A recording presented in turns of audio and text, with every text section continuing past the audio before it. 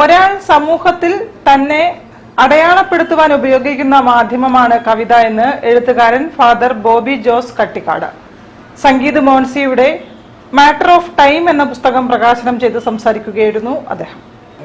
ഒരാൾ സ്വയം സമൂഹത്തിൽ അടയാളപ്പെടുത്തുവാൻ ഉപയോഗിക്കുന്ന മാധ്യമമാണ് പുതിയ കവിതകളെന്ന് എഴുത്തുകാരൻ ഫാദർ ബോബി ജോസ് കട്ടിക്കാട് സംഗീത് മോൻസിയുടെ ഇംഗ്ലീഷ് കവിതാ സമാഹാരമായ മാറ്റർ ഓഫ് ടൈം എന്ന പുസ്തകത്തിന്റെ പ്രകാശനം നിർവഹിച്ചു സംസാരിക്കുകയായിരുന്നു അദ്ദേഹം.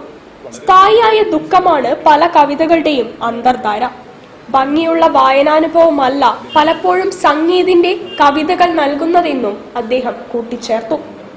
എന്തൊക്കെ സംഗീതം എഴുതാനായിട്ട് ശ്രമിച്ചാലും ഇതിൻ്റെ അടിത്തട്ടിൽ സ്ഥായിയായ ദുഃഖമുണ്ട്.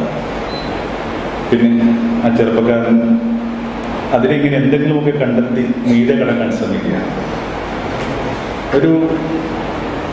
ഒരു ചൈതന്യം അയാളെ പിന്തുടരുന്നതായിട്ടൊരു അയാൾക്കൊരു ചെറിയ തോന്നലൊക്കെ ഉണ്ടാകും. ചടങ്ങിൽ Chavara cultural centre director father John Mannarathara അധ്യക്ഷത വഹിച്ചു. Shabitha, Sanjay, MV Nikesh Kumar, doctor Shyam Sudhakar, KB Prasannakumar, father Roji K, Sebastian, Sangeeth Moncy എന്നിവർ സംസാരിച്ചു. ആൻസി ജോർജ് സ്വാഗതവും അലീന മരിയ മോൻസി നന്ദിയും പറഞ്ഞു. ആതിര കൃഷ്ണൻ പ്രാർത്ഥന നടത്തി.